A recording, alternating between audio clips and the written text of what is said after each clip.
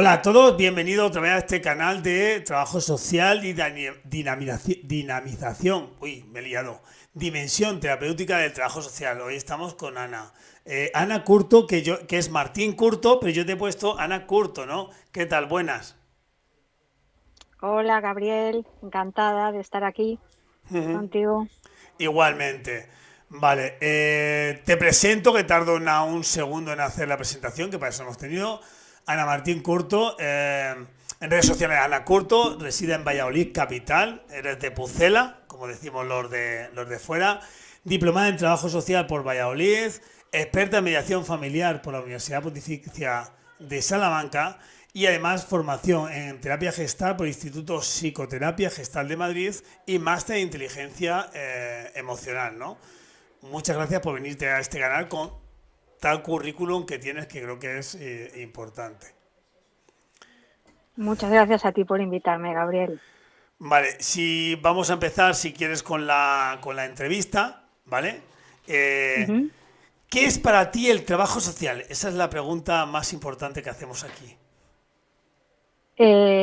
Uf, muy general, muy amplia, pero como hay que abreviar, diría que para mí el trabajo social es, bueno, aparte de ser una disciplina y todo eso que sabemos, es un instrumento de cambio. Los trabajadores sociales somos agentes de cambio y lo que pretende es la mejora del bienestar psicosocial, pues de individuos, grupos, familias. Eso sería brevemente. ¿Crees que el trabajo social es terapéutico? Por supuesto, siempre. Lo ha sido desde los inicios y, como digo yo, hasta en la gestión de un recurso puro y duro, eh, con ciertas habilidades y cualidades del trabajador social, puede llegar a ser también terapéutico. Ujú. ¿Cómo definirías o cómo ves tú la acción terapéutica del trabajo social? Bueno, te refieres un poco a lo que es la terapia social. Bueno, la terapia social como es un proceso en el que buscamos lo mismo, la mejora psicosocial del individuo, y en la que es muy importante el vínculo que se crea entre el consultante y el terapeuta, esa alianza terapéutica entre ellos. ¿Qué es para ti la terapia social? Eh, bueno, creo, no sé si más o menos lo he contestado con la anterior pregunta, pero es eso, es todo el proceso que se inicia con una persona que viene a consulta por un malestar, que comienza con una entrevista y que dura en el tiempo y en el que es fundamental, más del 50% para mí, el vínculo que se crea entre ambos, que es totalmente terapéutico y necesario. ¿Desde el trabajo social se puede hacer terapia social según salimos de la universidad? Pues mira, yo aquí comparto lo que muchos de nuestros compañeros opinan, y es que, bueno, estamos legitimados pero no estamos suficientemente preparados. Entonces, creo que es fundamental, terminada el grado, continuar formándose. Me parece que es imprescindible. Opino igual que tú en esta parte, ¿no? Es decir, nos habilita, pero a veces nos necesita más fuerza. ¿Cuándo empezaste Eso es. tú a interesarte por lo que era la terapia social dentro del trabajo social? Pues la verdad es que no fue durante la carrera, durante el trabajo social, eh, sino que fue ya cuando comencé la formación en terapia gestal. Y vi incluso las similitudes y el enorme parecido que había entre la Gestalt y el trabajo social. Pero, Ahí. pero fue porque por algún tipo de circunstancias concretas que tú te vistes o que en algún momento determinado, eh, mm, quiero decir que de pronto, se abre la idea, digamos, se abre algo en tu cabeza, una bombilla y dices, anda, Esto lo hacíamos nosotros y no lo había hecho yo hasta entonces. Exactamente, sí, sí, sí, fue así. Yo quise hacer la formación porque quería formarme como terapeuta, saber lo que era eso y, y luego también porque, bueno, en toda formación terapéutica también hay una parte de proceso terapéutico para uno mismo, para el que se forma como terapeuta. Y eso pues también fue un punto de inflexión en mi vida, vamos. O sea, que tú anteriormente, cuando estabas en la carrera, nunca pensaste que el trabajo social pudiera hacer esta dimensión terapéutica de la que estamos hablando. No hace falta. No, Para quien no lo haya visto, ha dicho un no rotundo con la cabeza que va que. ¿Cómo, así fue.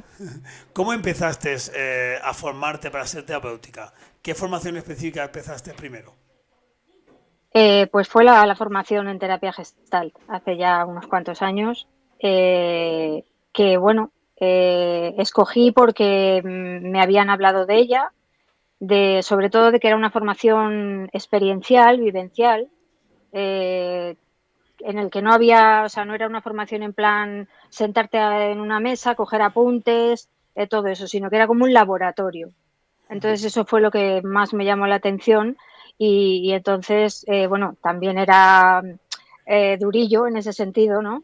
Porque era todo el rato relacionándote con, con los demás y con uno mismo cuando nos retirábamos para tomar notas y, en fin, o sea que fue ahí.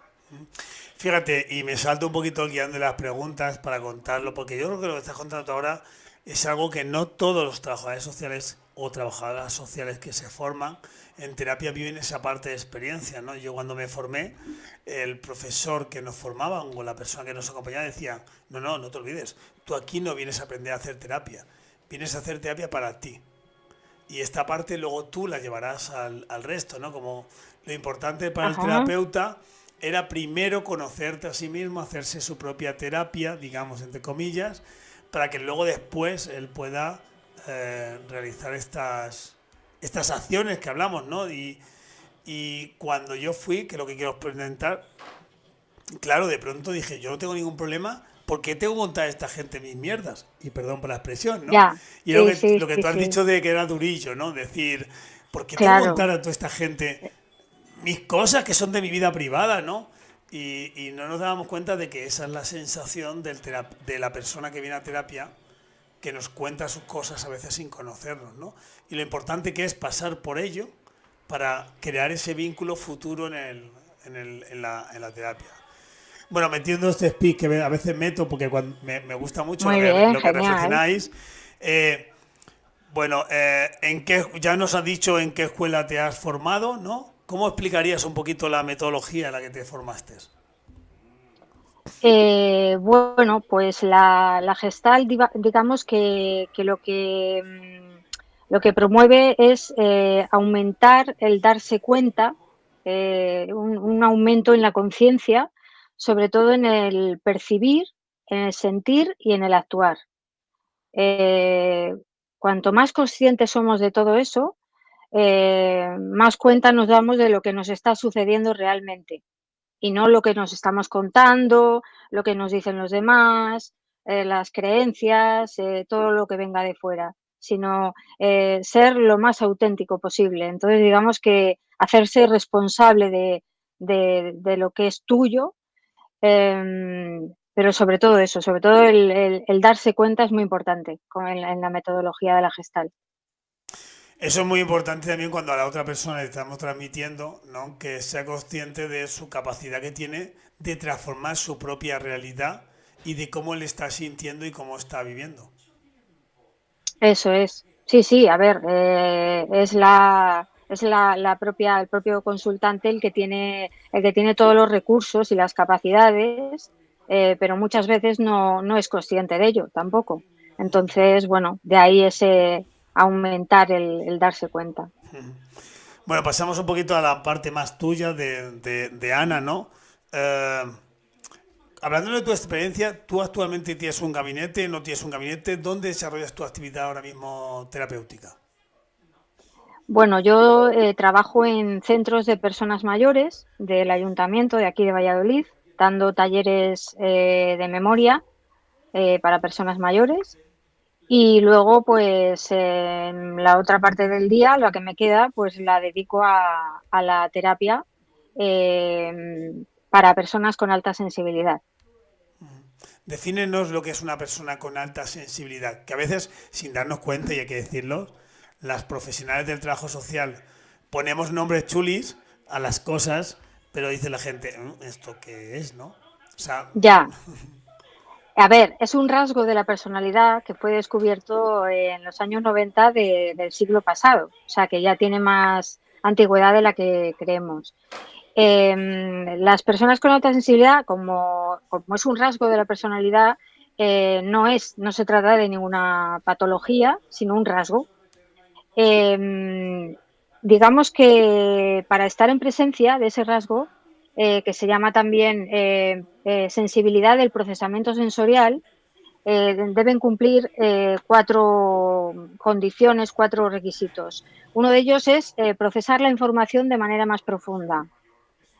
Es decir, son personas más concienzudas, más reflexivas, le dan más vueltas a las cosas para bien y para mal.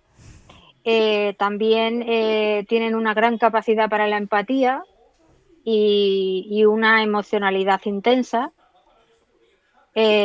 Fruto de todo lo anterior eh, está la sobreestimulación, que es esa saturación, ¿no?, ante tanto estímulo. Y también está la sensibilidad hacia las sutilezas, es decir, somos capaces de percibir detalles, o sea, lo pequeño, ya sea microgestos en la otra persona que estamos viendo, escuchando, darnos cuenta de cuando entramos en una habitación qué es lo que no está bien colocado, por ejemplo. Así, grosso modo. bastante, porque yo en la primera parte ya decía, tengo muchos familiares que son así, de que pasa algo, se van y siguen dándole vueltas en su cabeza y a la semana o a los 3 o 4 días te dicen, ¿te acuerdas que algún día yo le di ya por nada de Ya. importancia, ¿no? Y para ellos es bastante importante, porque si lo sacan a colación y a veces cuando son discusiones porque es importante, ¿no? Y hay que darles la validez que para ellos es, ¿no? O sea, aunque a veces puede parecernos... Y la última rasgo que me has dicho me ha recordado mucho a un compañero mío que no puede estar en una habitación con los cuadros torcidos. O sea, para él está súper nervioso y llega y tiene que colocar el cuadro, ¿no? Entonces muchas veces yo le hago la broma de tienes que aprender a tener calzoncillos y calcetines en la mesilla mezclados. ¿No? Y es una broma que le hago como diciendo, pero sí, es verdad, al resto no nos cuesta nada que los cuadros estén bien colocados y si hacemos bien a alguien, pues qué más nos da, ¿no? O sea que es una cosa que... Bueno, Sí, pero bueno, eso no es más que un detalle, ¿eh? sí, O ya, sea, sí. quiero decir, ya que hay que cumplir mm, Ujú. exactamente. No, Vamos, es algo. y que me ha puesto una oreja mía que cuando la persona lo sufre, para ella es un, no voy a decir un trauma brutal, pero claro, que el resto de la gente no comprenda que está en una situación a disgusto cuando están pasando estas cosas, ¿no? O sea, es decir, que el resto de personas no te comprendan que tú estás mal y que lo vean como tonterías, puede, puede hacer daño, ¿no? Sí, claro. Digamos que somos una minoría dentro de la población, entonces, claro, eso también supone una incomprensión y bueno, ha sido una sensación siempre durante toda la vida, hasta que hemos conocido el rasgo de sentirnos raros, ¿no? Pero he de decir, no puedo dejar de decirlo, que en el pack viene que esa intensidad es tanto para lo bueno como para lo malo. O sea, que Sí. también para lo bueno. Ujú. La siguiente pregunta era qué casos sobre los que sueles trabajar de forma asidua. ¿Nos podrías explicar algún caso, no la persona, sino algún caso que has estado trabajando y cómo la terapia ha podido, o la dimensión terapéutica ha podido contribuir en la mejora de esa persona? Mira, pues sobre todo trabajo esa problemática relacional. Tengo, por ejemplo, una persona en consulta que que el tema es laboral, o sea, tiene problemas en el trabajo con los compañeros, y otra, por ejemplo, pues es la relación con su madre. Entonces, digamos que, bueno, vienen con malestar, causado sobre todo bueno, por las condiciones en general, ¿no? Que tienen en su entorno y, y bueno, y vienen pues con síntomas depresivos, de ansiedad y bueno, ahí estamos. Eh, ¿Cómo desarrollas tu método de acción? ¿Cómo diariamente haces tu método de acción de la terapia? Bueno, digamos que con los conocimientos que he ido adquiriendo, no solamente en terapia gestal, sino en, bueno, todo lo demás, me gusta estar siempre leyendo, informándome. Digamos que voy extrayendo lo que para mí son bueno, pues los datos fundamentales de lo que me está contando la otra persona, y de ahí voy estableciendo un poco, digamos, una hipótesis, ¿no? Digamos que sí, bueno, sería como un diagnóstico, pero bueno, no convencional, ¿no? Que también tiene un poco bueno, de arte, ¿no? De improvisación, de ir escuchando y entender entre líneas, para luego poder decidir la línea de acción que sigo. Es curioso porque cuando tú lo estás comentando ahora, me acuerdo de mis clases de primero de trabajo social, donde definíamos que el trabajo social era un arte, ¿vale? Y como en segundo una profesora intentó explicarme que el trabajo social era una ciencia. Yo decía, pero es intuición y saber hacer y ese arte, ¿no? De en cada momento poder tomar decisiones acordes a la persona, o es una ciencia en la cual yo entiendo que es algo que se puede replicar más de una vez, ¿no?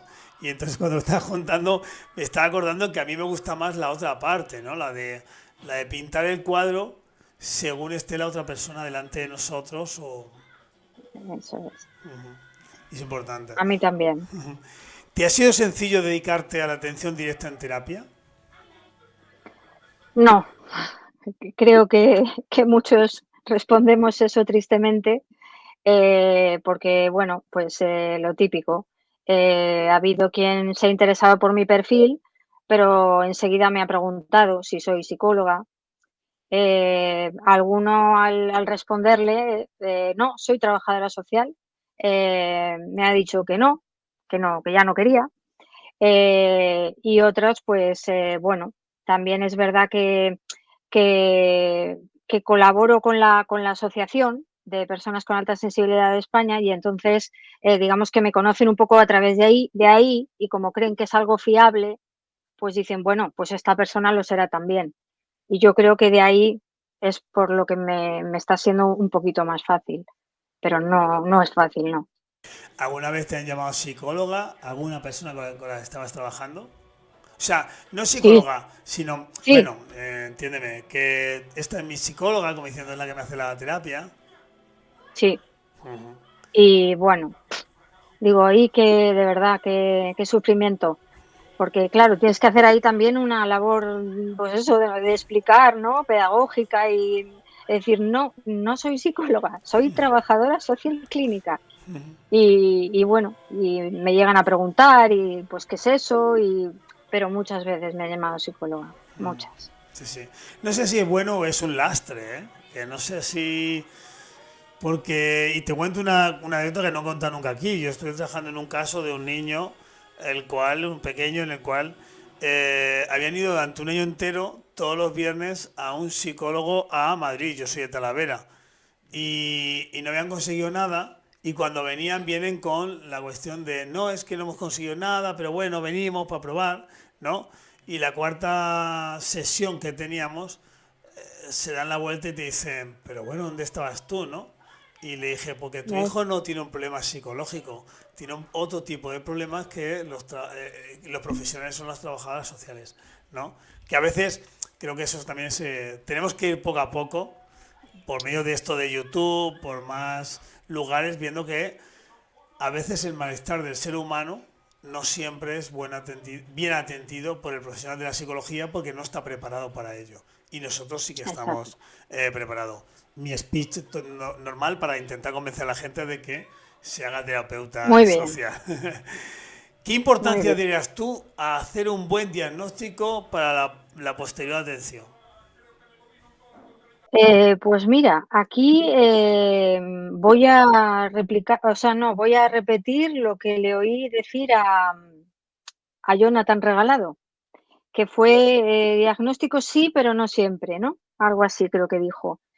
Entonces, pues eso, como te comentaba, trato también de improvisar, em, de usar también la intuición y luego, pues obviamente de, bueno, recabar datos que retengo. No, quiero decir, durante la sesión no escribo, sino que lo retengo, lo voy memorizando. De momento no me falla la memoria y bueno, digamos que lo hago así. ¿No utilizas papel nunca en terapia? No, lo escribo después. Vale, voy a contar un secreto a todo el mundo. Y yo siempre tengo un folio en blanco para cuando la gente cuenta algo que creo que es importante retomar luego después, apuntarlo. Y entonces ese folio al final se destruye, pero pone familia, no sé qué. Y a la persona siempre digo lo mismo, voy a escribir cosas para que no se me olviden, no estoy contando nada tuyo. Y ellos ven cómo rompo el papel. Pero le tengo porque si no, o sea, a mí sí que se me olvidan luego hablar de los temas que ha sacado. Bueno, perfecto. Eso cada uno. No, no, pero Yo el día que lo necesite, pues también lo usaré. claro, yo tengo en la imagen muchas veces de la terapia el hombre sentado en el sillón y tú tumbado en el diván y él con un papel apuntando esas cosas para que no se te olviden, ¿no? Entonces, yo quizá he cogido ese rol a veces y me gusta, ¿no? Cuando con gente, cuando se presenta aquí gente que tiene esa capacidad, ¿no? De poder tenerlo en la cabeza para no... Bueno, lo intento.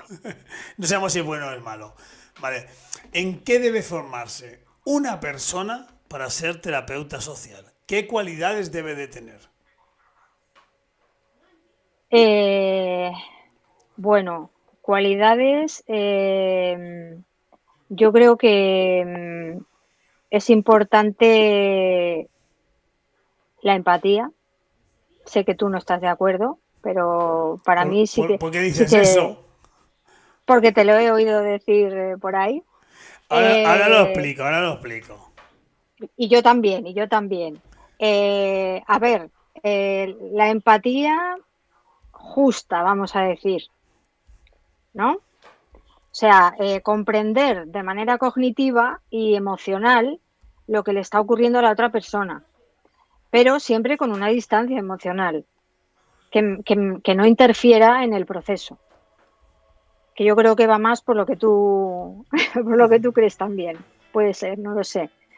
Yo creo que esa sí que es necesaria.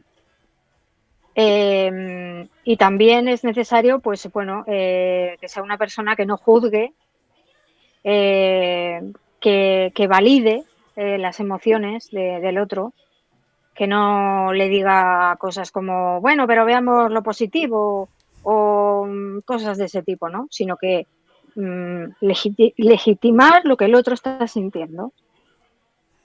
Yo creo que fundamentalmente son esas, no sé si me estoy olvidando alguna más.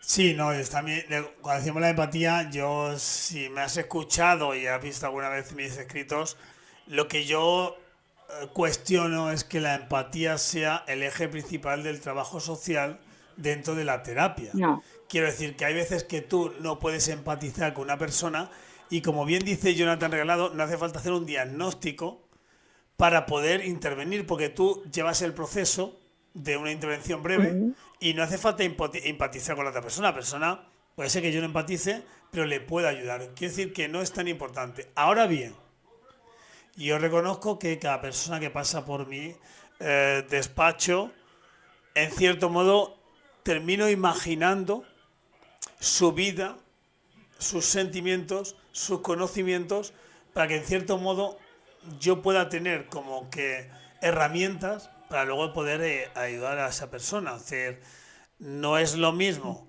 intervenir con una familia, una persona que ha podido fallecer su padre, su madre, su hermano o alguna cosa mucho más traumática y en un momento determinado pensar que con eso, decir, no tengo que estar ahí, ¿no? Sino que qué respuesta le doy a una persona y nunca se me ocurriría, tranquilo, todo se va a pasar, ¿no? Entonces lo que decías tú antes de las preguntas, que eso es bueno, ¿no? Decir en un momento determinado. Y Exactamente. tampoco validar sentimientos de cuando vamos al tanatorio a dar el pésame, ¿no? Sé por lo que te sientes. No, no lo sé. ¿No? Entonces, puedo decir frases, y por eso digo que la empatía hay que tener mucho cuidado por eso, ¿no? Decir, sé cómo te estás sintiendo. No, no lo sabes, no has tenido lo mismo que yo.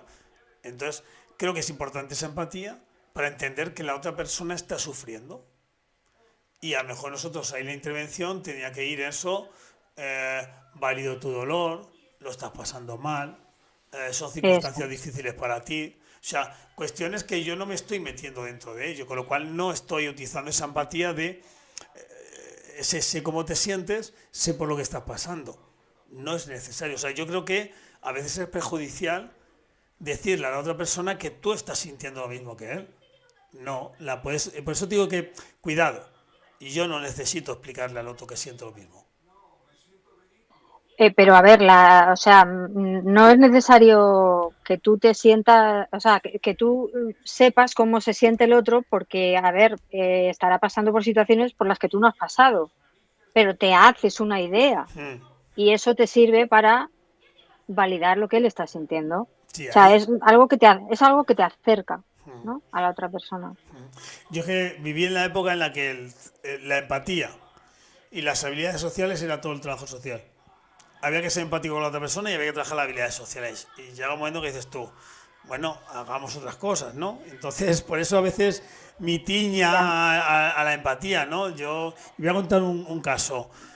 Persona que sale de la cárcel, que está en la cárcel por matar a su madre, ¿vale? ¿Qué empatía puedes tener hacia esa persona? ¿No? ¿Cómo puedes sentirte tú igual que una persona que ha matado a su madre? Entonces, y yo ahí me planteo, tengo una distancia muy grande emocional y sobre todo ética y moral hacia él, pero mi trabajo es ayudarle.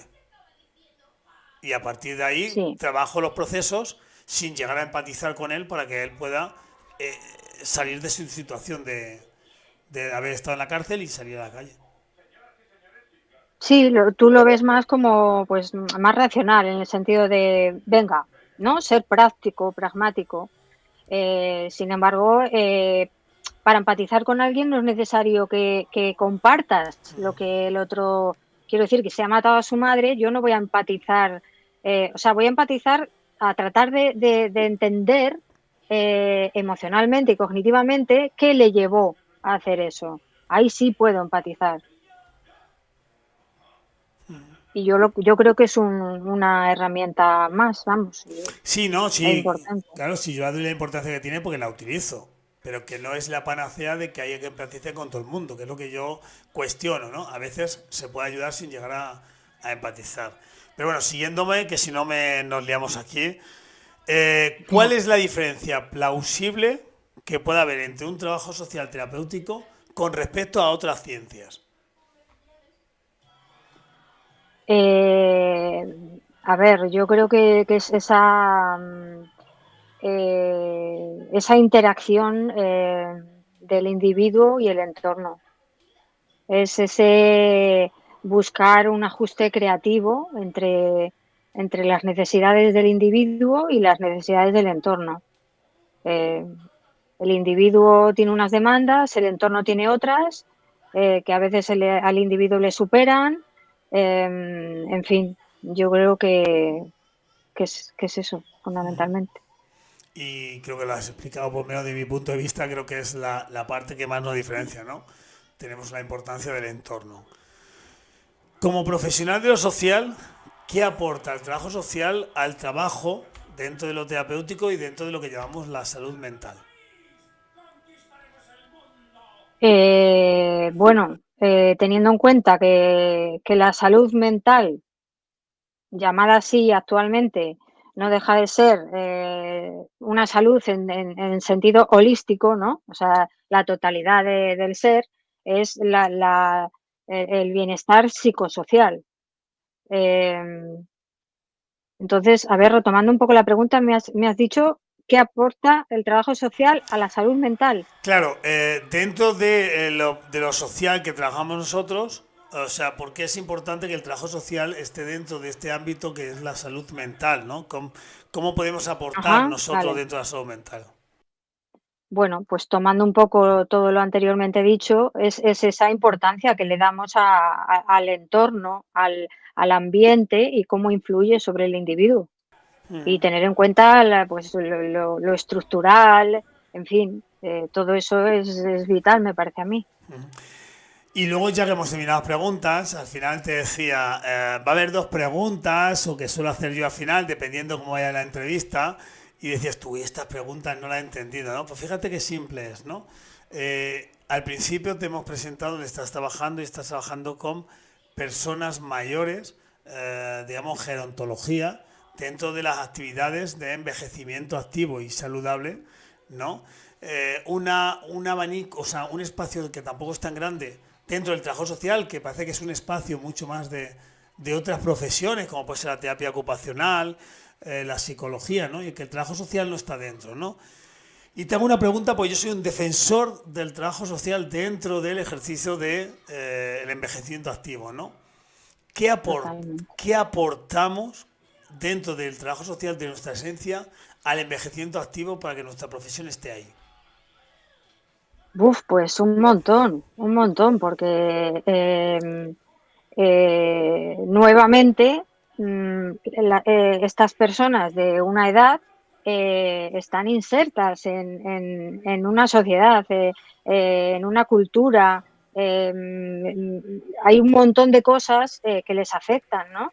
Eh, Mismamente en los talleres, aunque son de memoria y fundamentalmente trabajamos eso, pero también trabajamos temas como pueda ser el edadismo, o sea, llevar a debate y hablar sobre sus necesidades, sobre cómo se sienten, cómo expresan sus emociones, teniendo en cuenta que son de otra generación, en fin, o sea, es un lugar que aunque se llama taller de memoria, pero tiene mucha más cabida. Entonces, el trabajo social pues le queda como anillo al dedo.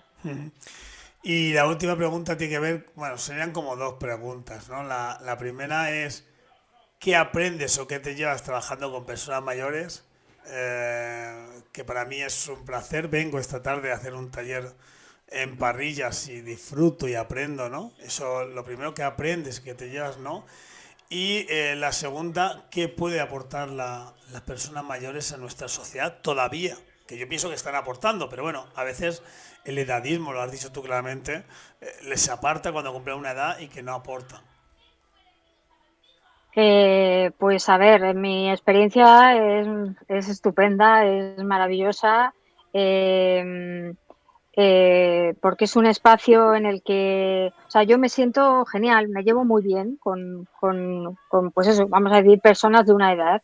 Eh, las veo o las siento más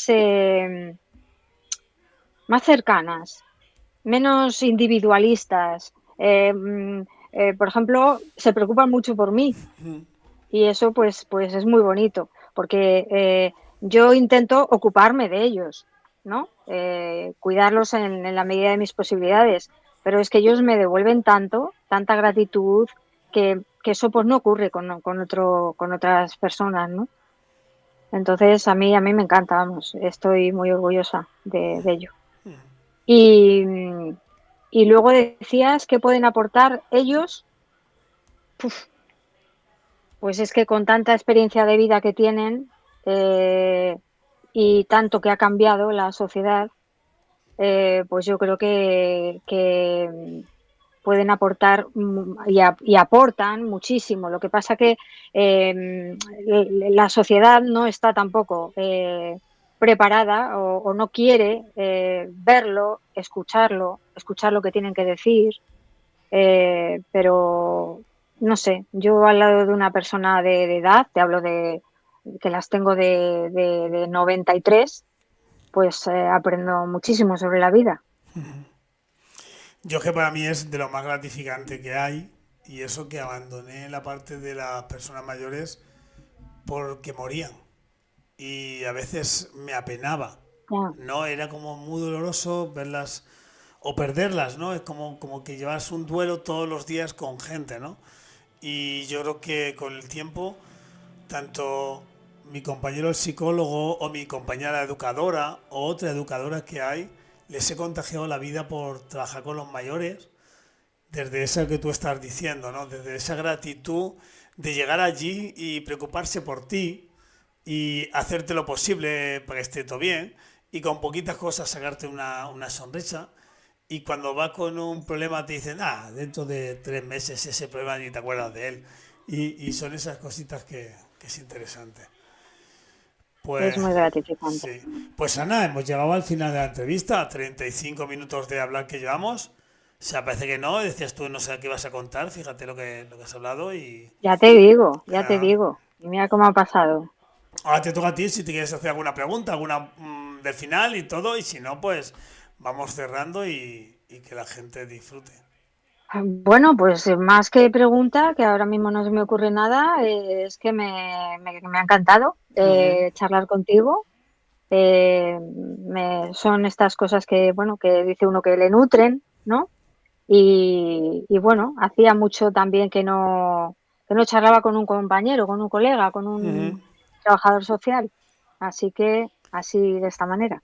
Pues nada, yo cuantas veces quieras venir, cuantas veces que están en estas puertas abiertas por venir a charlar, porque bueno, ya sabes que yo llevo 3 años con esto y lo que más me gusta es hablar con compañeros y compañeras de lo nuestro, nos escuche quien nos escuche, pero bueno, hablar de lo nuestro. Eso es. Lo sé, Y, lo sé. y nada, al resto de gente, muchísimas gracias. He llegado hasta el final. Ya sabes que abajo tienes el cajón donde puedes dejar cualquier pregunta que quieras hacer a Ana, que yo le haré y le haré que le llegue y te pueda contestar esa pregunta. Y si no estás suscrito, ya sabes, suscríbete al canal y da un me gusta. Y Ana, ¿no sabes si cuál es mi despedida de siempre? No, es un simplemente que ya terminamos y es un adiós.